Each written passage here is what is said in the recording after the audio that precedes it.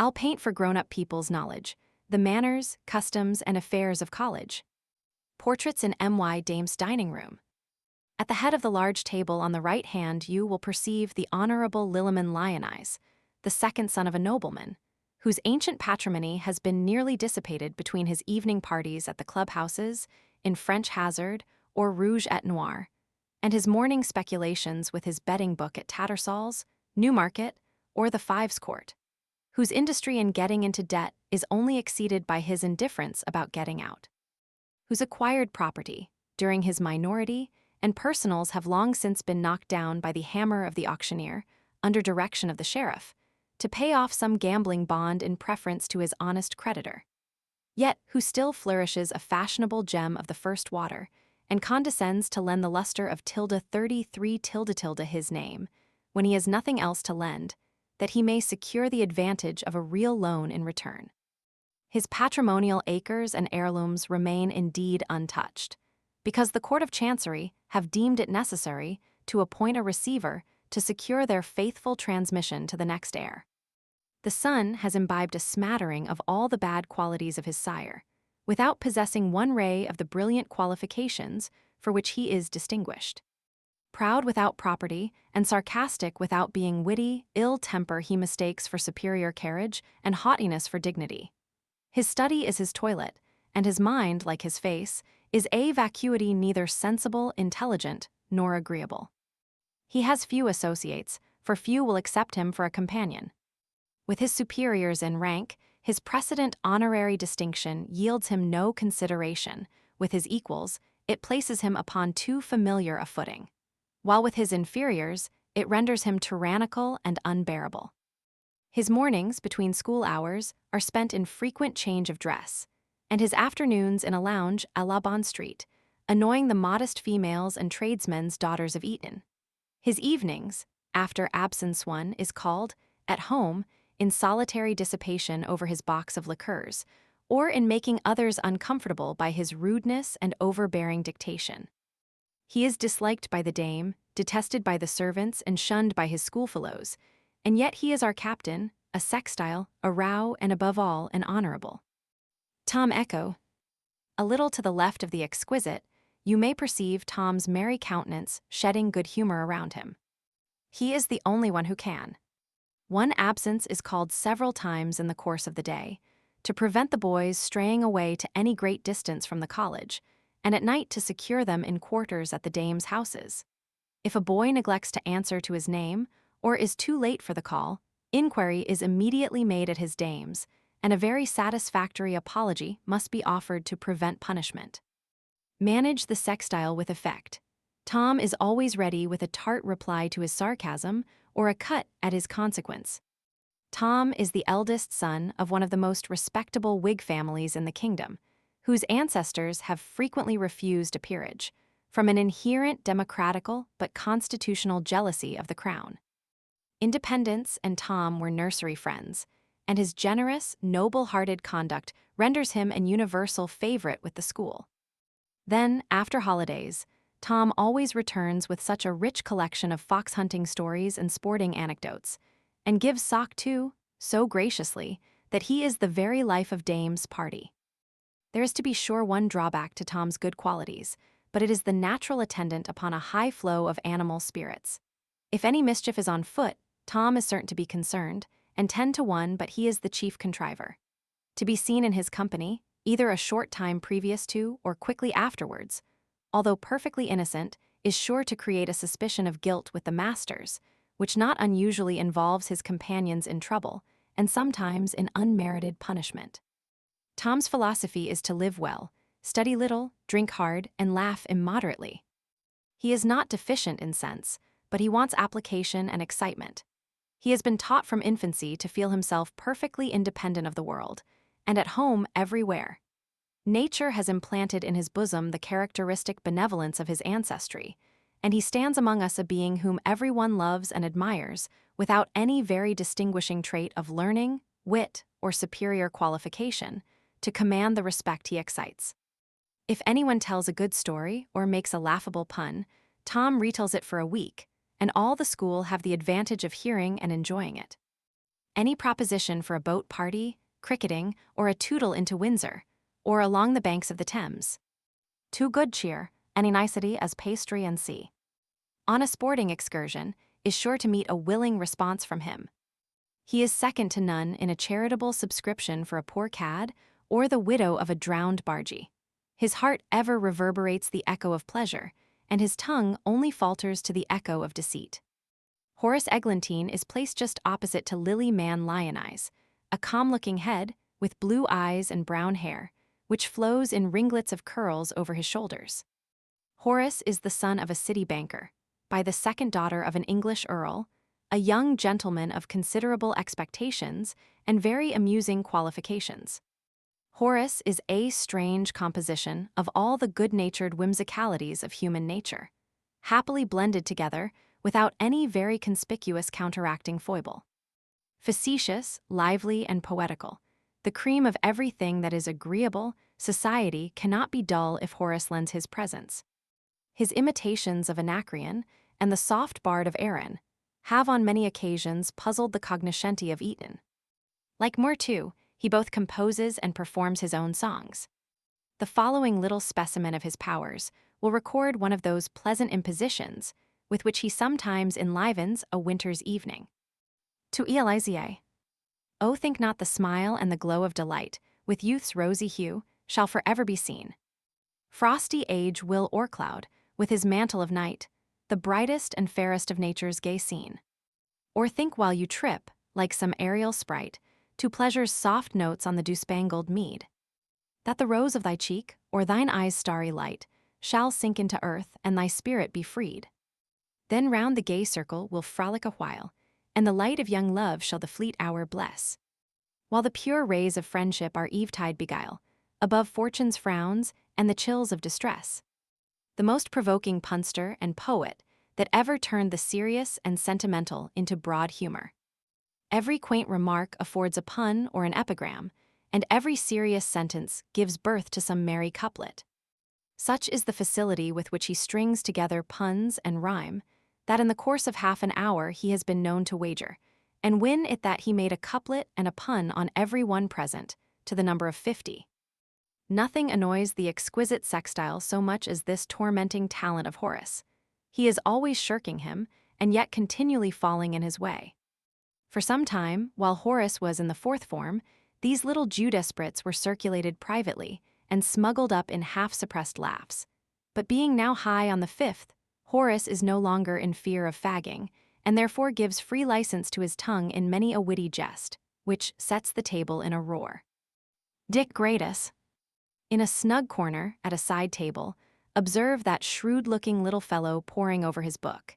His features seem represented by acute angles, and his head, which appears too heavy for his body, represents all the thoughtfulness of age, like an ancient fragment of Phidias or Praxiteles placed upon new shoulders by some modern bust carver. Dick is the son of an eminent solicitor in a borough town, who has raised himself into wealth and consequence by a strict attention to the principles of interest. Sharp practice, heavy mortgages, loans on annuity, and post-obits have strengthened his list of possessions till his influence is extended over half the county. The proprietor of the borough, a good-humored sporting extravagant, has been compelled to yield his influence in cent. Stevens to old Gratus, that he may preserve his character at Newmarket, and continue his pack and fox-hunting festivities at home. The representation of the place is now disposed of to the best bidder. But the ambition of the father has long since determined upon sending his son, when of age, into Parliament a promising candidate for the loaves and fishes.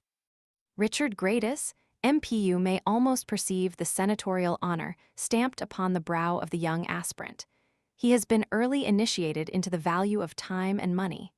His lessons of thrift have been practically illustrated by watching the operations of the law in his father's office. His application to learning is not the result of an innate love of literature, or the ambition of excelling his compeers, but a cold, stiff, and formal desire to collect together materials for the storehouse of his memory that will enable him to pursue his interested views and future operations on society with every prospect of success. Genius has no participation in his studies. His knowledge of Greek and Latin is grammatical and pedantic. He reads Livy, Tacitus, Sallust, Caesar, Xenophon, Thucydides in their original language, boasts of his learning with a haughty mien and scornful look of self-importance, and thinks this schoolboy exercise of memory, this mechanism of the mind, is to determine the line between genius and stupidity, and has never taken into consideration that the mere linguist, destitute of native powers with his absurd parade of scholastic knowledge, is a solitary barren plant, when opposed to the higher occupations of the mind, to the flights of fancy, the daring combinations of genius, and the sublime pictures of imagination. Dick is an isolated being, a bookworm who never embarks in any party of pleasure, from the fear of expense. He has no talents for general conversation, while his ridiculous affectation of learning subjects him to a constant and annoying fire from the batteries of Etonian wit. Still, however, Dick perseveres in his course, till his blanched cheeks and cadaverous aspect, from close study and want of proper exercise, proclaim the loss of health, and the probable establishment of some pulmonary affection that may, before he scarcely reaches maturity, blight the ambitious hopes of his father, and consign the son to that bourne from whence no traveler returns. Horatio Hartley. At the lower end of the room, observe a serene-looking head displaying all the quiet character of a youthful portrait by the divine Raphael, joined to the inspiring sensibility which flashes from the almost breathing countenance and penetrating brilliancy of eye that distinguishes a Guido. That is my bosom friend, my more than brother, my mentor, and my guide. Horatio is an orphan, the son of a general officer, whose crimson stream of life was dried up by an eastern sun while he was yet a lisping infant. His mother, lovely, young, and rich in conjugal attachment, fell a blighted course in early widowhood and left Horatio, an unprotected bud of virtuous love, to the fostering care of Lady Mary Oldstyle, a widowed sister of the general's, not less rich in worldly wealth than in true benevolence of heart and the celestial glow of pure affection. Hartley is a happy combination of all the good-humored particles of human nature blended together, with sense, feeling, and judgment. Learned without affectation, and liberal without being profuse, he has found out the secret of attaching all the school to himself, without exciting any sensation of envy or supplanting prior friendships. Horatio is among the alumni of Eton, the king of good fellows. There is not a boy in the school, colleger, or oppidan, but what would fight a long hour to defend him from insult. No, nor a sparkling eye among the enchanting daughters of old Etona that does not twinkle with pleasure at the elegant Kingay, and amiable attentions which he always pays at the shrine of female accomplishment. Generous to a fault, his purse which the bounty of his aunt keeps well supplied is a public bank, pro bono publico. His parties to sock are always distinguished by an excellent selection, good taste, and superior style. In all the varied school sports and pastimes, his manly form and vigorous constitution gain him a superior ~39 station among his compeers, which his cheerful disposition enables him to turn to general advantage. Nor is he in less estimation with the masters, who are loud in their praises of his assiduity and proficiency in school pursuits. Horatio is not exactly a genius. There is nothing of that wild eccentricity of thought and action which betokens the vivid flights of imagination or the meteoric brightness of inspiration. His actions are distinguished by coolness, intrepidity, and good sense. He does not pretend to second sight or a knowledge of futurity, but on the present and the past there are few who can reason with more cogency of remark or with more classic elegance of diction. With such a concentration of qualities, it is not wonderful that his influence extends through every gradation of the juvenile band. His particular attachments are not numerous, but those who have experienced the sincerity of his private friendship must always remain his debtor from deficiency of expression, among the most obliged of whom is the author. Bob Transit. Bob has no fixed situation, therefore it would be in vain to attempt to say where he may be found. Sometimes he is placed next to Bernard, and between him and Hartley, with whom he generally associates. At other times he takes his situation at the side table, or fills up a spare corner opposite to Dick Gratis, or the exquisite, either of whom he annoys during dinner by sketching their portraits in caricature upon the cover of his Latin grammar, with their mouths crammed full of victuals, or in the act of swallowing hot pudding. Nor does the dame sometimes escape him. The whole table have frequently been convulsed with laughter at Bob's comic representation of Miss Devout Phiz, as exhibited during the preparatory ceremony of a dinner grace. The soul of whim, and source of fun and frolic, Bob is no mean auxiliary to a merry party, or the exhilarating pleasure of a broad grin. Tilde 40 tilde tilde Bob's Admiral is an R.A. of very high repute, who, having surmounted all the difficulties of obscure origin and limited education, by the brilliancy of his talents, has determined to give his son the advantage of early instruction and liberal information, as a prelude to his advancement in the arts. Talent is not often hereditary, or at least in succession, but the facility of Transit's pencil is astonishing. With the rapidity of a Fuseli, he sketches the human figure in all its various attitudes, and produces in his hasty drawings so much force of effect and truth of character that the subject can never be mistaken. His humor is irresistible, and is strongly characterized by all the eccentricity and wit of a Gilhay, turning the most trifling incidents into laughable burlesque. Between him and Horace Eglantine, there exists a sort of co-partnership in the sister arts of poetry and painting.